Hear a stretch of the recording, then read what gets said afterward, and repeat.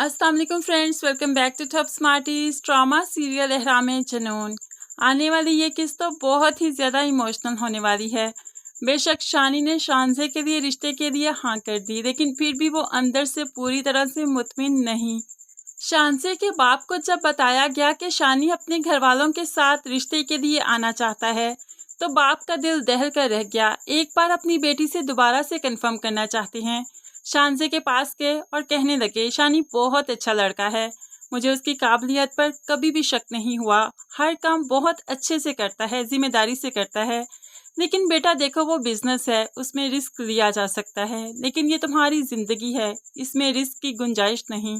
कल वो लोग आएंगे रिश्ता लेकर, लेकिन उससे पहले मैं चाहता हूँ एक बार फिर से सोच लो। लेकिन शानजे तो बस जिद है कि शादी करेगी तो सिर्फ शानी से, इसलिए कहने लगी, आप मेरी तरफ से बेफिक्र हो जाएं, आपको कभी भी अपने फैसले पर पछताना नहीं पड़ेगा। बाप तो अब शानजे के हाथों मजबूर है, लेकिन वहाँ पर हावर बहुत खुश है। जैसे ही पता चला कि शानी ने रिश्ते के लिए हाँ कर दी, तो फौरन मिठाई लेकर अपने ससुराल पहुँच गया और अपनी खुशी का इजहार करता है। सभी बहुत खुश हैं। आखिरकार अगले दिन शानी अपनी माँ को लेकर रिश्ता लेने आ ही जाता है।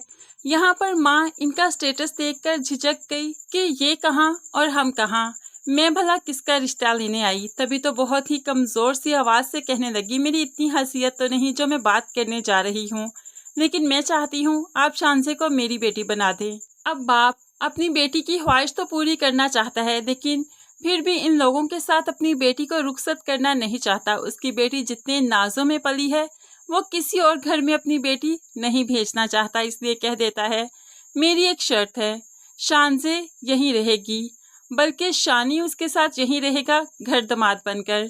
तो शानी ने इस शर्त को मंजूर किया। तो दूसरी शर्त उसकी ये थी कि ये बिजनेस शानी और शानजे दोनों संभालेंगे, लेकिन अथॉरिटी शानजे के पास होगी। शानी उसे कभी भी अथॉरिटी लेने के लिए मजबूर नहीं करेगा। अब शानी को पता चल गया कि हमेशा शानजे का गुलाम बनकर ही रहना है, फिर भी इस शर्त को भी मंजूर करता है। माँ अपने खुददार बेटे की तरफ देखती रह गई कि हर शर्त ये कैसे मान रहा है। घर आया तो बहुत ही परेशान था। माँ बेटे को गले लगाते हुए कहने लगी, बेटा तुमने उनकी सभी शर्तें क्यों मान ली? क्या हमको छोड़कर जा सकते हो? हमारे बगैर रह पाओगे? हम तुम्हारी फैमिली हैं।